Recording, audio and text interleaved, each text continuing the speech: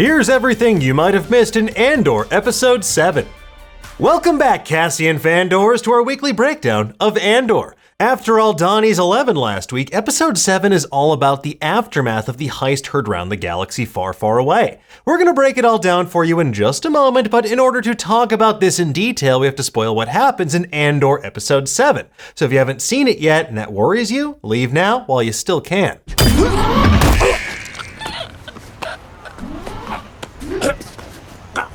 Okay, let's get into it, shall we? While announcement doesn't quite hit the same white-knuckle excitement, anxiety, and stress of last week's episode, Andor does continue to ratchet up the stakes in the wake of the rebellion's big robbery on Aldhani. As Dedramiro so aptly puts it, what happened on Aldhani isn't a robbery, it's an announcement. That's the title of the episode. And much of this episode revolves around the implications of said announcement. The Empire responds with greater cruelty, harsher penalties, and a heightened military presence to try and stamp out these pockets of rebellion.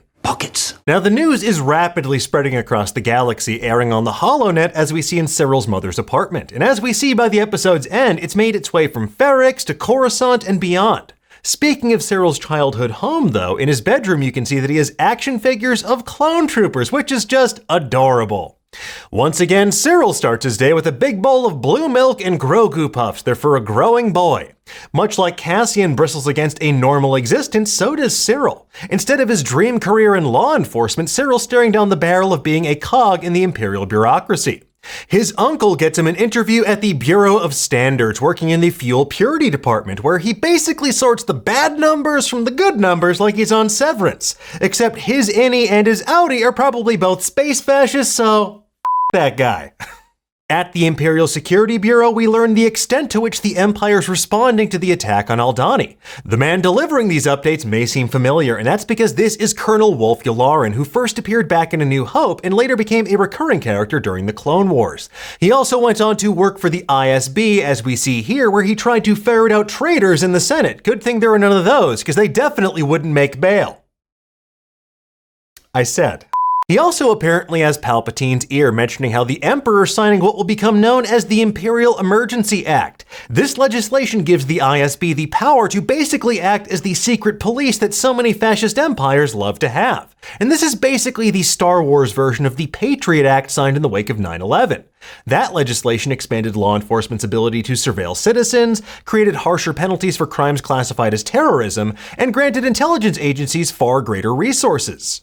As we'll see later in the episode, Dedra expertly exploits these newfound powers to access Imperial data from all over the galaxy. She correctly connects the dots, establishing that these aren't isolated incidents after all, rather, they are pockets of rebellion. And boy howdy, have they been fomenting. And that's exactly what Luthen is hoping for. It's just like Leia tells Tarkin in A New Hope. The more you tighten your grip, Tarkin, the more star systems will slip through your fingers. Luthen has been assembling a network of rebel cells across the galaxy with Mon Mothma's deep pockets. Thanks to her family's fortune. I'm not sorry.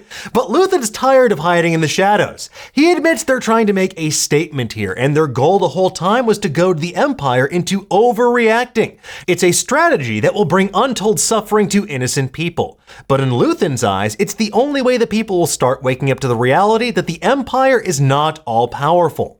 In Luthen's shop, once again, we can see a number of Easter eggs. There's the tablet similar to the one that Ezra Bridger used to access the world between worlds on Star Wars Rebels.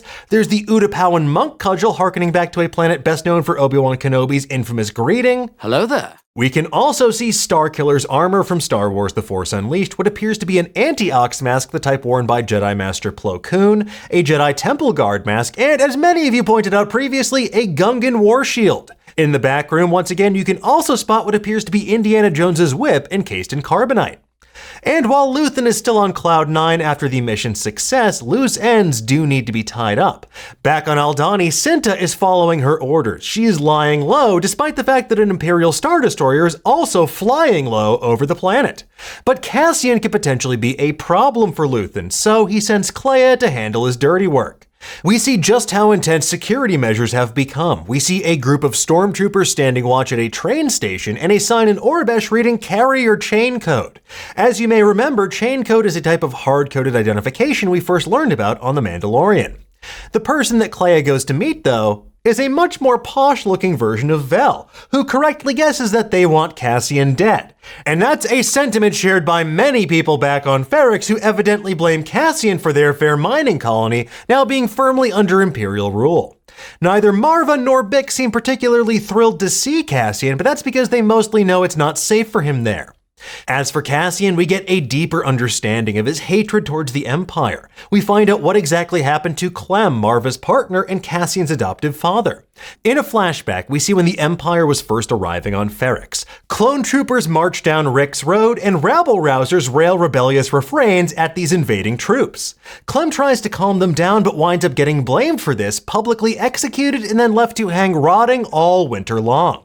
It's a moment that's traumatized both Cassian and Marva for years. For Cassian, it hardened him, perhaps causing him to take even greater risks without his father there to temper his actions. For Marva, it numbed her to the world. But now, thanks to Cassian's actions on Aldhani, Marva feels alive again, alive with the spirit of rebellion. So it looks like Jyn Erso is onto something in Rogue One. Rebellions really are built on hope. And while not as important of a revelation, it's also nice to know that the iconic shave and a haircut knock does exist in the galaxy far, far away. This is especially useful in case you're ever trying to find Roger Rabbit hiding deep undercover.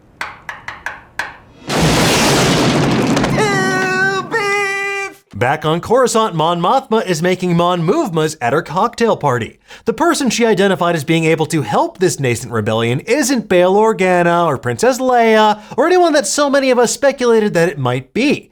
Rather, it's Tay Kolma, a childhood friend of Mon Mothma's who works at a large bank on her homeworld of Chandrilla.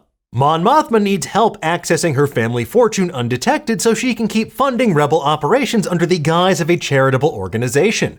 And she'll need the subterfuge too, given that people like the Grand Vizier are keeping tabs on her. The Grand Vizier is yet another member of the Imperial Ruling Council, serving as the main intermediary between Palpatine and his other cronies. While Mon Mothma is searching for more allies, Cassian is searching for more Revnog and Pizzos, whatever those are, on what appears to be Space Florida. Cassian's been lying low under the very believable moniker of Keith Gurgo on the beachy planet of Nyamos, which feels suspiciously like someone tried to come up with a sci-fi name for Miami. Bienvenidos a Nyamos.